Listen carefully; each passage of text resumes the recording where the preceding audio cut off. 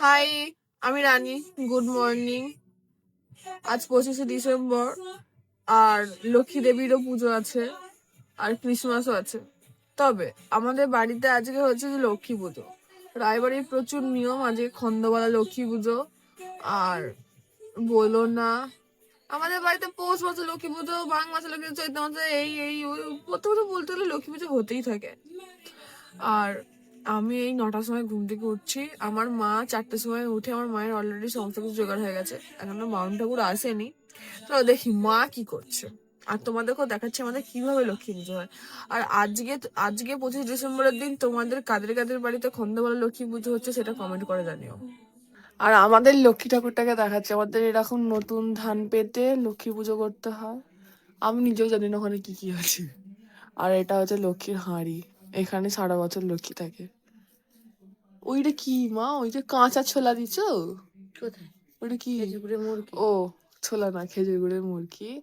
আর হচ্ছে যে এখানে নতুন ধানেরই ভাঙানো চাল। এই চালেই আজকে আমাদের ভোগ হবে, এটাই আমাদের খেতে হয়।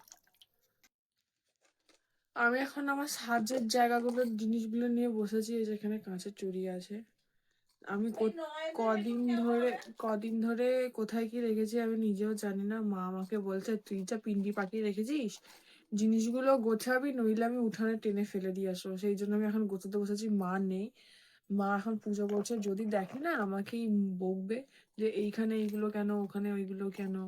সেই জন্য মা নেই বলে আমি তাড়াতাড়ি করে গুছিয়ে নিয়েছি জিনিসগুলো। ঠিক আছে, চলো।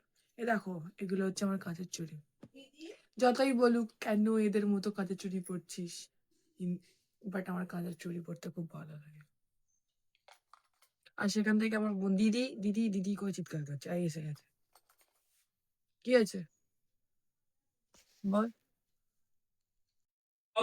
ঔষন্ধ মধু গন্ধ লুব্ধ মধুপ ব্যাল্ল গণ্ডস্থলম দন্তাঘাত বিদারিতারি রুধিরৈ সিন্দুরং শোভাকরম গণপতি সিদ্ধি পদং কামুদং মাধব মাধব বাচি মাধব মাধব হিদি সরন্তি সাধব সর্বে সর্বকার্যেষু সীমা